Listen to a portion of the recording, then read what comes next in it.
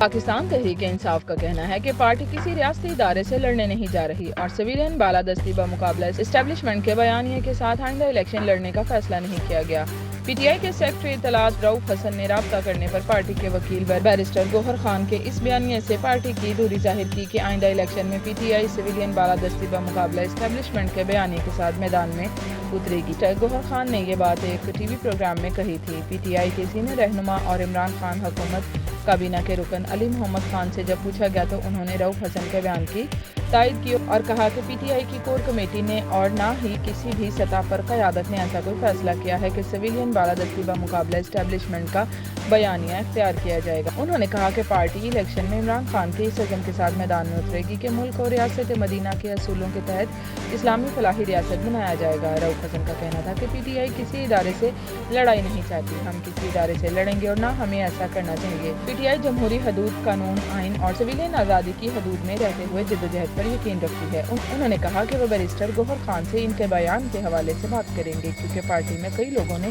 اس بیان کی وجہ سے پریشانی کا اظہار کیا ہے۔ پی ٹی آئی پہلے ہی اپریل 2022 کے بعد ملٹری اسٹیبلشمنٹ کے خلاف بیانیے کی وجہ سے پیدا ہونے والے منظرنامے کی وجہ سے مسائل کا سامنا کر رہی ہے کیونکہ اسی وجہ سے 9 مئی کا واقعہ ہوا تھا اور اسی وجہ سے پارٹی کے لیے صورتحال تاریک ہوئی۔ نہ صرف پارٹی کے کئی رہنماؤں نے پی ٹی آئی سے علیحدگی اختیار کی بلکہ پارٹی کے chairman Imran Khan, deputy chairman Shah Mahmood Qureshi اور صدر پرویز الہی جیل میں ہیں۔ کئی دیگر پارٹی رہنما اور پارٹی ورکرز کی ایک بڑی تعداد بھی پولیس یا فوج کی تحویل میں ہے اور 9 مئی کے واقعات فوجی امارات بشمول D H Q corps commander house, Lahore Mianwali air base اور دیگر مقامات، علامات، تنصیبات وغیرہ پر حملوں کی وجہ سے فوجداری نوعیت کے مقدمات کا سامنا کر رہی ہے۔ حکومت اور فوج نے اس دن کو یوم سیاہ قرار دیا تھا۔ ایسی صورتحال میں کہا جاتا ہے کہ سویلین بالادستی بمقابلہ اسٹیبلشمنٹ کا بیانیہ اختیار کرنا پی ٹی آئی کے لیے اسٹیبلشمنٹ کے ساتھ ایک نئی جنگ چھیڑ سکتا ہے۔ پی ٹی آئی کی قیادت پہلے ہی بھرپور کوشش کر رہی ہے کہ ملٹری اسٹیبلشمنٹ کے ساتھ جو رابطہ ختم ہو چکا ہے وہ دوبارہ بحال ہو تاکہ